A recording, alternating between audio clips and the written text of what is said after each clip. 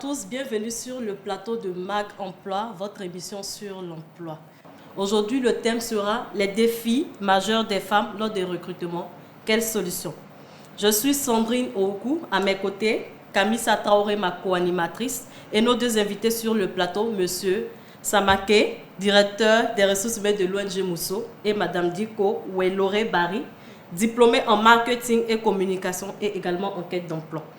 Bonjour mesdames. Bonjour. Bonjour monsieur et bienvenue à vous.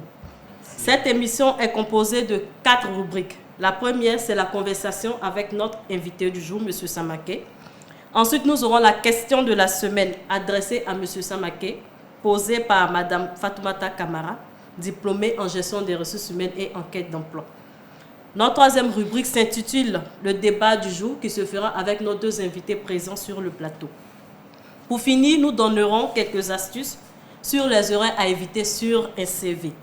Sans plus tarder, nous passons à notre première rubrique, la conversation avec l'invité, avec Kamisa. Ok, bonjour Monsieur Samaké.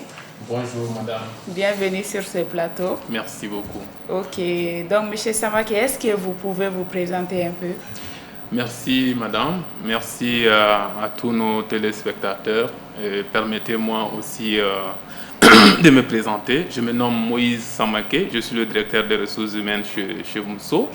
Et je voudrais profiter de ce plateau pour vraiment remercier mes collaborateurs, à savoir notre directeur général, M. Harry Johnson, avec sa femme Jessica Beckerman, notre directeur pays Mali, la personne du docteur Djumé Diakité, et aussi tous mes collaborateurs, notre DGO à qui nous répondons directement. Okay. Merci beaucoup. Ok, merci. D'accord. Donc, M. Samaké, vous êtes le directeur de l'ONG Mousso. Vous êtes au cœur même du recrutement. Est-ce que vous pouvez nous dire quel constat vous faites des candidatures féminines lors des recrutements? Bien, merci pour cette question, madame Kamisa Traoré. Alors, je voudrais rectifier d'abord, je suis le directeur des ressources humaines, non pas le directeur de Mousso. Alors, pour parler de cette question qui est vraiment pertinente, je voudrais parler de mes constats personnels chez Mousso, non pas d'un constat général.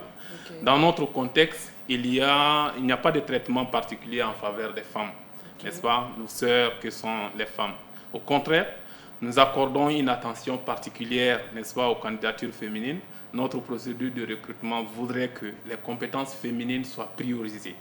Je voudrais dire par exemple, si un homme et une femme, n'est-ce pas, répondent aux critères, par exemple, par rapport à un poste, et ils ont les mêmes compétences chez nous, face à cette opportunité, le choix est vite fait. Et donc, c'est pour dire que cela se vérifie à travers nos publications dans les offres d'emploi. Et je pense que Malibara est témoin de cela. Nous disons le plus souvent les candidatures féminines sont vivement encouragées. Et croyez-moi, cela n'existe pas que dans les mots, mais c'est en pratique. Pour preuve, notre effectif est de 551 staff. Et les femmes sont au nombre de 386, soit les 70% de notre staff. Et les hommes, c'est 165%. Et 165, donc 30%, je dis bien. Donc je voudrais cependant noter des passages que les candidatures féminines sont moindres par rapport à certaines situations, notamment lorsque l'offre est loin de Bamako, ou dans certaines situations, les candidatures féminines se font rares. Voilà, donc ça, ce sont mes constats particuliers liés à cette question. Ok, d'accord. Donc, comme vous avez dit que vous allez parler du cas de Mousso spécialement, est-ce que les critères de sélection sont les mêmes pour les hommes et pour les femmes aussi lors des recrutements? Bien sûr. Je pense que je ne saurais encore une fois me prononcer d'un cas général, mais chez nous, à Mousso, il n'y a pas quand même de critères spécifiques pour les hommes et des critères spécifiques pour les femmes. Les critères sont les mêmes tant pour les hommes que pour les femmes. Nous ne faisons pas de discrimination, encore moins de discrimination. Donc, je dois même dire que les femmes sont plus encouragées, n'est-ce pas? Voilà.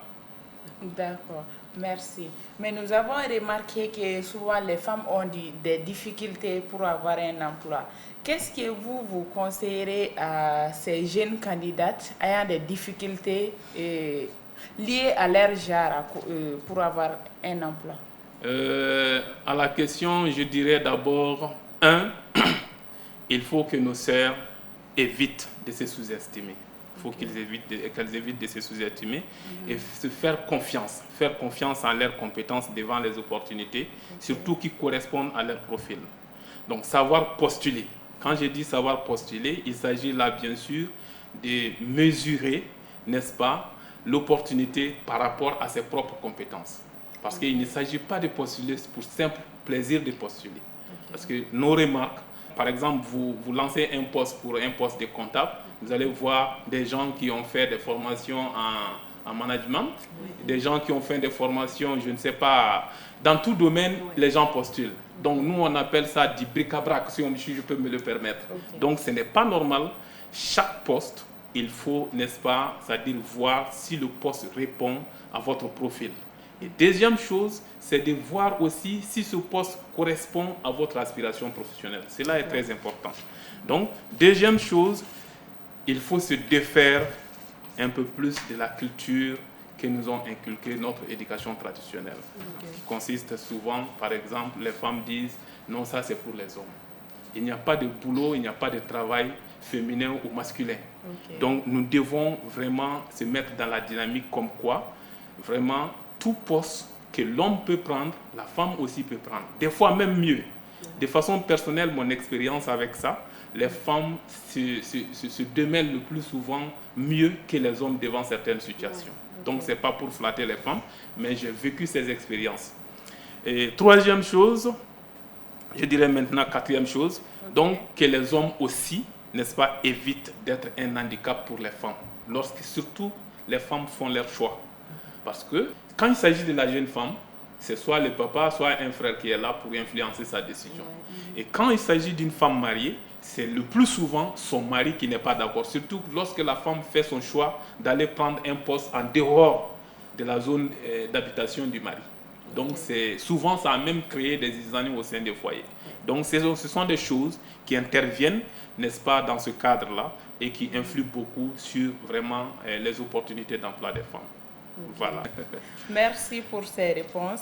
Mais vous avez parlé de quelque chose qui m'a vraiment tiqué. Vous avez dit que les gens postulent n'importe comment, même si leur profil ne correspond pas au poste. Mais est-ce que ça, ce n'est pas lié au fait que les gens sont souvent désespérés, ils n'ont pas eu de boulot, donc ils se disent que peut-être ma chance va me permettre d'avoir ça. Est-ce que ce n'est pas ça? Bon, puisque vous avez posé votre question en termes de conseils que M. Samaké doit donner à nos sœurs, d'ailleurs à tous les chercheurs d'emploi, c'est le conseil vraiment sur lequel j'insiste. Toute organisation sérieuse, si vous envoyez votre candidature n'importe comment, sans pour autant mesurer les deux aspects que j'ai cités, le principal, c'est de voir d'abord votre profil par rapport au profil du poste. Si vous ne faites pas cette gymnastique, n'est-ce pas, au début, donc sachez qu'aucune organisation sérieuse ne portera le choix sur vous, même pas pour être présélectionné. Donc je pense que les candidates aussi, ils ont bien compris ce que vous venez de donner comme conseil. Donc nous avons aussi la question de la semaine pour vous, qui est posée par une candidate, Fatmata Kamara, qui est aussi diplômée en gestion des ressources humaines. Elle a des difficultés. Donc, ça va passer juste après le jingle.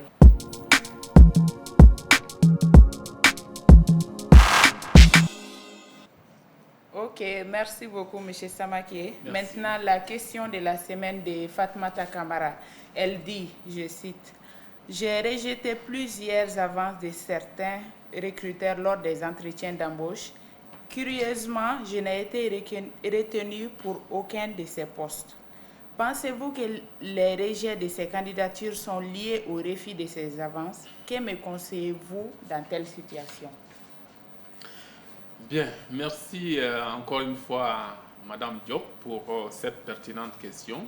À la fois une question un peu, je ne dirais pas, pour nous, ressources humaines, ça nous froisse un peu. Voilà, c'est malheureux que les choses se passent comme ça en certains endroits. Mais je ne souhaite pas me prononcer carrément là-dessus.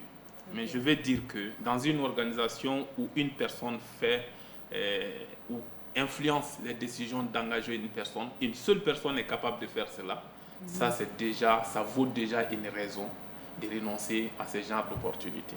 Parce que rien de sérieux, peut-être, ne se produira de ce côté. Donc, pour moi, c'est important, n'est-ce pas, de faire attention. Et aussi, les femmes doivent avoir le courage aussi de dénoncer. C'est ça. Parce que tout le monde sait que la preuve en est que la personne qui va faire l'avance à la jeune dame ou à la femme, n'est-ce pas, ne va pas le faire publiquement. Ça veut dire que ce n'est pas normal, sinon il va le faire publiquement. Donc quand quelque chose n'est pas normal, alors c'est à dénoncer. Donc quand vous êtes sujet de ça, j'encourage nos sœurs, n'est-ce pas, de se rapprocher à des compétences et à des autorités compétentes pour le dénoncer. Mais il y a aussi un moment pour dénoncer. Et il faut aussi être sûr, parce qu'on peut mal interpréter certaines choses. Ça, c'est quelque chose qu'il faut dire aussi. Et je tiens à préciser aussi que, n'est-ce pas, ces avances peuvent ne pas venir seulement des hommes, ça peut aussi venir des femmes.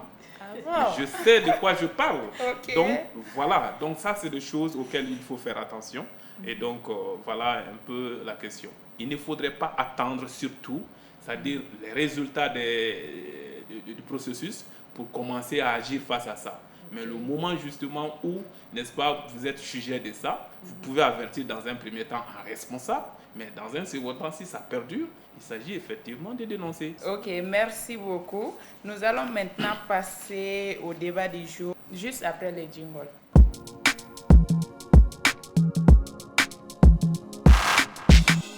C'est l'heure du débat du jour avec nos deux invités présents sur le plateau. Bonjour Madame Diko. Bonjour. Vous êtes notre deuxième invité du jour. Pouvez-vous vous présenter brièvement? Je vous remercie pour votre invitation. Je remercie toute l'équipe de Joliva TV. Je suis Madame Diko Welor-Ebari. Je suis linguiste de formation. J'ai eu un stage à la MAP et un autre à la BCI. Voilà. Je suis en quête d'emploi. D'accord. Cela fait combien de temps que vous recherchez un emploi et quelles démarches suivez-vous pour avoir votre emploi? Cela me fait 6 ans environ que je suis à la recherche d'emploi. Donc moi, je consulte les sites internet, les sites tels que Malibara, Saer Emploi, Emploi Minusma. Ce sont les sites que je consulte avec les journaux. D'accord. Est-ce que vous, en tant que femme, vous avez eu des difficultés dans votre recherche d'emploi? Oui. J'ai été dans certaines entreprises de la place où je devrais avoir des entretiens d'embauche. Arrivé là-bas, quand je suis rentrée dans la salle, il y a quelqu'un qui m'a dit, s'il vous plaît, bien avant même de m'asseoir, la personne m'a dit, s'il vous plaît, c'est madame ou mademoiselle? J'ai dit, c'est madame. La personne me dit, ah là, nous sommes désolés pour toi.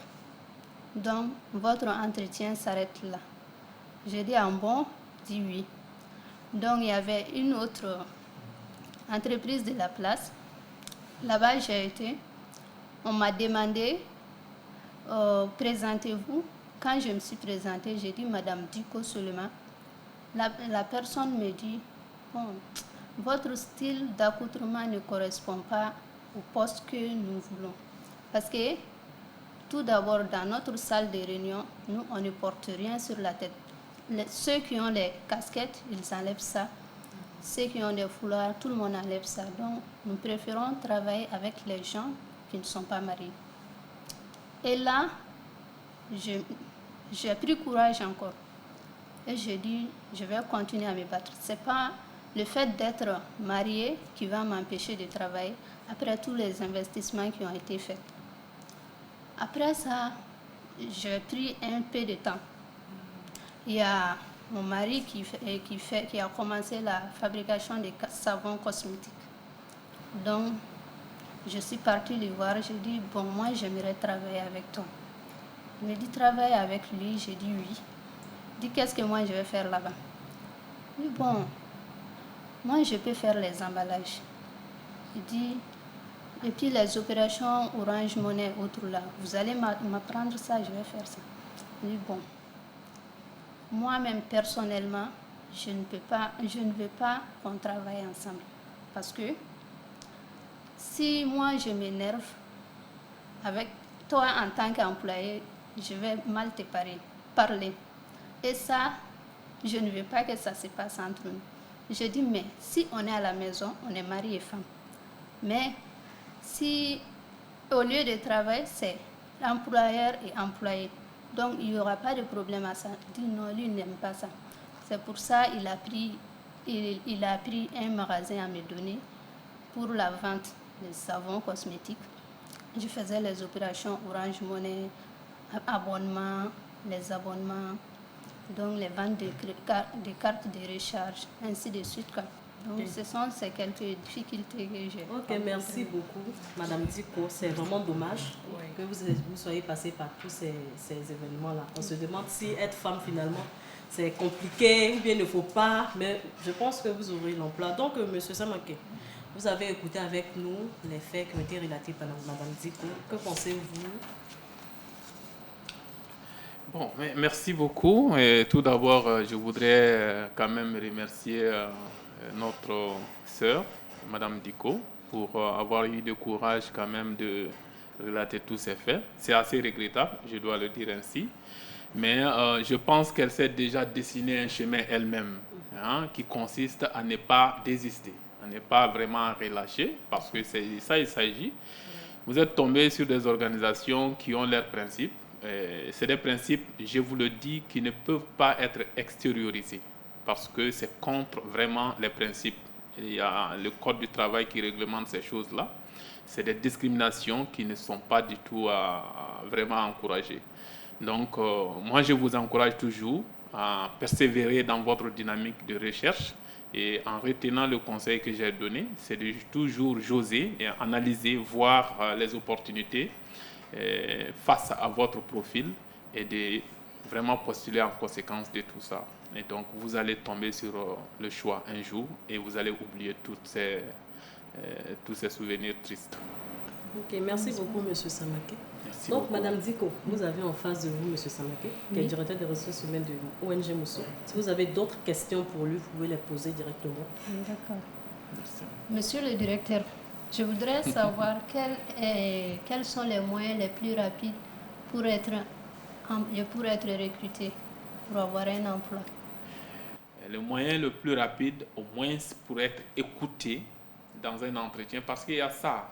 Il y a postuler, il y a plusieurs étapes avant d'être quand même retenu pour un poste. On postule, on est présélectionné, on fait des entretiens et ensuite, peut-être, si on est sélectionné, on peut prendre le poste. Pour moi, le conseil phare que je donne par rapport à votre question, c'est vraiment toujours de faire une balance entre votre compétence, votre profil et le profil du poste postulé.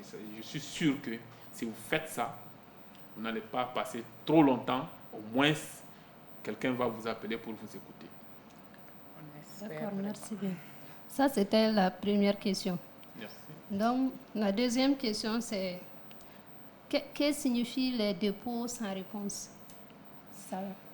Bon, Les je pense dépôts que c'est une très bonne question. C'est une très bonne question. Ça dépend de l'organisation de toute organisation, l'organisation interne, n'est-ce pas? Chez nous, par exemple, nous sommes en train aujourd'hui de mettre en place une plateforme qui va gérer nos recrutements. Donc, il s'agit en fait, à travers cette plateforme-là, de faire en sorte que toute personne qui pose sa candidature pour un poste chez nous puisse avoir une réponse automatique, au moins de réception, qui félicite le candidat. Donc, je vais dire que pour l'instant, ce n'est pas une réalité chez nous, à moins qu'on le fasse de façon manuelle, mais ce n'est pas automatisé d'abord. Et donc, ce que nous faisons maintenant, c'est lorsque seulement vous êtes présélectionné, vous avez participé à un entretien d'embauche, vous n'avez pas été retenu finalement, nous envoyons quand même un message à cette personne-là, au moins pour les remercier pour avoir pris part au processus, parce que c'est quand même quelque chose. Nous, les employeurs, nous sommes aussi impressionnés lorsque les candidats, n'est-ce pas, s'intéressent à nos offres. Ça fait très mal lorsque tu publies et que personne ne postule. Donc ça fait mal. Donc les personnes qui postulent, nous les félicitons pour avoir postulé. Mais si vous envoyez votre candidature et que vous ne recevez rien pendant un moment, peut-être la meilleure des choses, c'est d'appeler à la structure pour savoir quelle est la suite de votre candidature. Mais le plus souvent, ça veut dire que vous n'avez pas été présélectionné. Ok. J'espère que les réponses de M. Samaké vous ont aidé. Oui. D'accord. M. Samaké, oui. Vous avez répondu aussi à une question. Vous avez déjà parlé des candidatures féminines sont fortement encouragées. Mais moi, j'aimerais un peu rebondir sur cela. On constate que de plus en plus, cette mention est vue sur les offres d'emploi. Est-ce que vous pensez que c'est vraiment efficace pour les femmes? Merci beaucoup, madame, pour cette question. C'est une question qui me plaît beaucoup. Personnellement, moi, j'apprécie cette pratique-là qui consiste à mettre les candidatures féminines sont fortement encouragées. Donc, à la question de savoir si ça suffit pour que les femmes soient encouragées, je dirais peut-être c'est un bon début, mais peut-être ça ne suffit pas. Il y a bien sûr peut-être d'autres pratiques qui peuvent être mises en œuvre pour que les femmes puissent se sentir à l'aise. Mais pourquoi je dis j'aime cette pratique et moi je le fais, c'est parce que tout simplement, notre culture africaine a malheureusement inculqué en nous, c'est-à-dire qu'il y a des métiers hommes-femmes. Oui. Vous voyez? Et donc, si d'ores déjà, au moment de la publication, vous arrivez à lever cet équivoque-là, pour moi, c'est très important. Une femme se retiendrait devant, par exemple, un poste de mécanicien, oui, pendant que peut-être elle a des compétences dans ce domaine. Si vous ne mettez pas, les candidatures féminines sont fortement encouragées, la femme va se dire, bon, c'est vrai, j'ai les compétences, mais si je postule, il y a de fortes chances que je ne sois pas sélectionnée. Oui. Et donc, c'est pour ça que je pense que c'est important de le mettre. C'est un bon début, mais bien sûr, il peut y avoir d'autres initiatives qui peuvent encourager davantage la promotion des femmes. Merci beaucoup, M. Samaké, pour votre intervention. Nous passons maintenant aux astuces juste après le jingle avec Kamisa.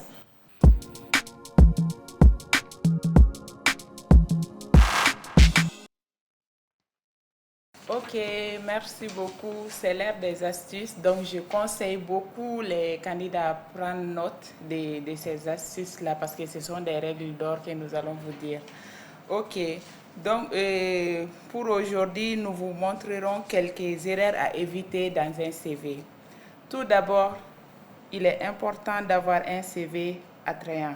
Il faut éviter les CV non attrayants, car le CV, c'est votre image, c'est ce qui vous précède chez l'employeur. Vous devez faire attention, vous ne devez pas avoir un CV trop chargé, vous devez soigner les visuels. Faites les CV avec des couleurs recommandées. N'utilisez pas beaucoup de couleurs de texte aussi qui peut décourager l'employeur. Ensuite, évitez d'envoyer un CV incomplet. Car quand le CV est incomplet, ça peut amener les recruteurs à ne même pas considérer votre CV. Vous devez vous assurer d'avoir toutes les parties qui sont demandées sur le CV avant d'envoyer chez les recruteurs. Ensuite, c'est les fautes d'orthographe. Donc, il faut toujours lire votre CV, relire par quelqu'un, même si vous voulez, pour éviter les fautes d'orthographe et de grammaire. Ensuite, il faut éviter aussi de mentir sur les CV parce que les recruteurs, ils ont des gens qui peuvent tester. Par exemple, si vous mentez que vous parlez l'anglais, par exemple, et que les recruteurs, vous êtes à l'entretien, les recruteurs parlent cette langue-là, ça sera une difficulté pour vous. Ou bien vous mentez, par exemple, sur vos expériences. Les recruteurs peuvent toujours vérifier à travers vos références sur les CV et tout. Donc, la dernière erreur que nous avons aujourd'hui pour vous, c'est une photo non professionnelle. Ça, c'est vraiment très, très, très important parce qu'il y a des gens qui envoient des CV avec la photo prise dans les salles de jeu ou bien à la plage ou même dans les boîtes de nuit. C'est pas du tout conseillé. Il faut prendre une photo professionnelle pour envoyer chez les recruteurs. Donc, c'était nos astuces que nous avons aujourd'hui pour vous. Il y en a plein, mais aujourd'hui, c'est ce que nous avons trouvé pour vous. Merci beaucoup. Nous passons maintenant... Ok, merci beaucoup Kamissa pour tes différentes astuces qui aideront sûrement ces jeunes en quête d'emploi à mieux rédiger leur CV. Donc, nous remercions également M. Samake parce que nous sommes à la fin de l'émission. Merci pour vos interventions, pour tous ces conseils que vous avez donnés à ces jeunes. Merci également à Mme Diko de s'être déplacée. Merci pour les faits relatés. C'est sûr que d'autres femmes aussi ont vécu les mêmes difficultés que vous, mais à travers vous, ils auront les conseils donnés par M. Samake qui pourra aussi les booster dans leur recherche d'emploi. Et M. Samake, nous espérons vous revoir très prochainement sur notre plateau pour un autre sujet sur l'emploi. Merci à tous d'avoir suivi cette émission. Nous espérons vous revoir très prochainement sur Joliba TV News et à très bientôt. D'ici là, portez-vous bien.